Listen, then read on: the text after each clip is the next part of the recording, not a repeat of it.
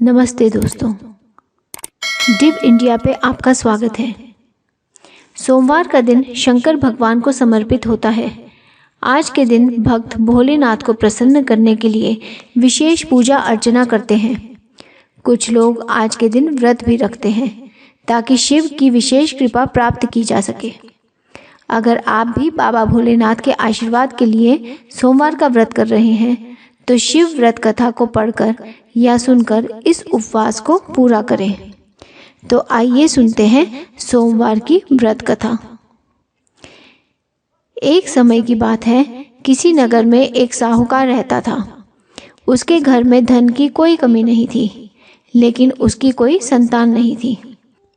इस कारण वह बहुत दुखी था।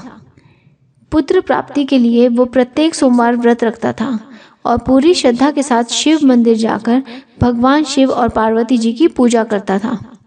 उसकी भक्ति देखकर एक दिन माँ पार्वती प्रसन्न हो गई और भगवान शिव से उस साहूकार की मनोकामना पूर्ण करने का आग्रह किया।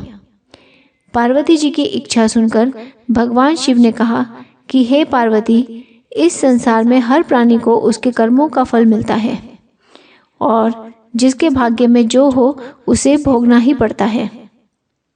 लेकिन पार्वती जी ने साहूकार की भक्ति का मान रखने के लिए उसकी मनोकामना पूर्ण करने की इच्छा जताई। माता पार्वती के आग्रह पर शिवजी ने साहूकार को पुत्र प्राप्ति का वरदान तो दिया, लेकिन साथ ही ये भी कहा कि उसके बालक की आयु केवल 12 वर्ष होगी। माता पार्वती और भगवान शिव की बातचीत को साहूकार सुन रहा था। उसे ना तो इस बात की खुशी थी और ना ही दुख। वो पहले की ही भांति शिवजी की पूजा करता रहा। कुछ समय के बाद साहूकार के घर एक पुत्र का जन्म हुआ। जब वह बालक 11 वर्ष का हुआ तो उसे पढ़ने के लिए काशी भेज दिया गया। साहूकार ने पुत्र के मामा को बुलाकर उसे बहुत सारा धन दिया और कहा कि तुम इस बालक को काशी विद्या प्राप्ति के लिए ले जाओ और मार्ग में यज्ञ करवाना। जहाँ भी यज्ञ कराओ वहाँ ब्राह्मणों को भोजन कराते और दक्षिणा देते हुए जाना। दोनों मामा भांजे इसी तरह यज्ञ कराते और ब्राह्मणों को दान दक्षिणा देते काशी की ओर चल पड़े।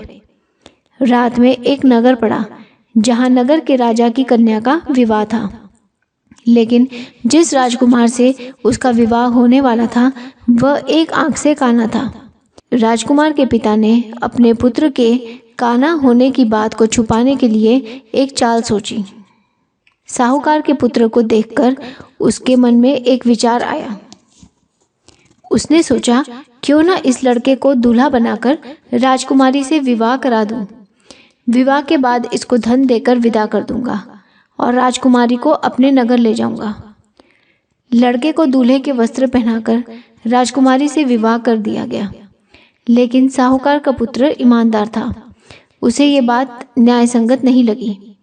उसने अवसर पाकर राजकुमारी की चुन्नी के पल्ले पर लिखा कि तुम्हारा विवाह तो मेरे साथ हुआ है, लेकिन जिस राजकुमार के संग तुम्हें भेजा जाएगा वह एक आंख से काना है। मैं तो काशी पढ़ने जा रहा हूँ। जब राजकुमारी ने चुन्नी पर लिखी बातें पढ़ी तो उसने अपने माता पिता को ये बात बताई। राजा ने अपनी पुत्री को विदा नहीं किया, जिससे बारात वापस चली गई। दूसरी ओर साहूकार का लड़का और उसका मामा काशी पहुंचे और वहां जाकर उन्होंने यज्ञ किया। जिस दिन लड़के की आयु 12 साल की हुई उसी दिन यज्ञ रखा गया। लड़के ने अपने मामा से कहा कि मेरी तबीयत कुछ ठीक नहीं है। मामा ने कहा कि तुम अंदर जाकर सो जाओ। शिवजी के वरदान अनुसार कुछ ही देर में उस बालक के प्राण निकल गए। मृत भांजे को देखकर उसके मामा ने विलाप शुरू कर दिया।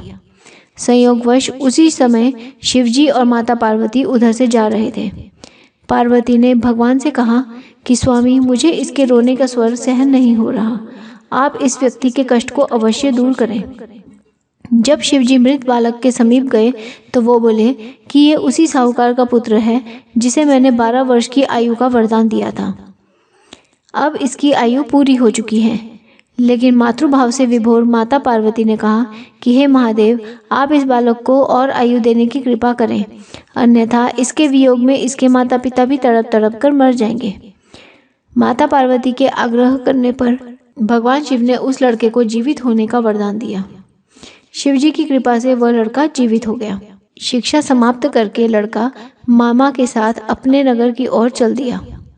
दोनों चलते हुए उसी नगर में पहुंचे जहां उसका विवाह हुआ था।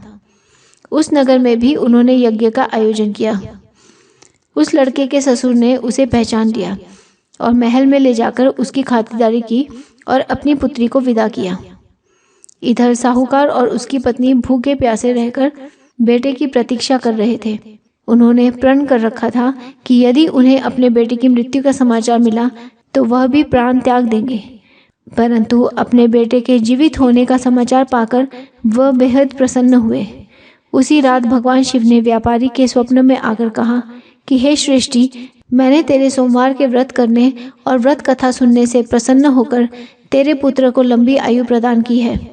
इसी प्रकार जो कोई सोमवार व्रत करता है या कथा सुनता और पढ़ता है, उसके सभी दुख दूर होते हैं और समस्त मनोकामनाएं पूर्ण होती हैं।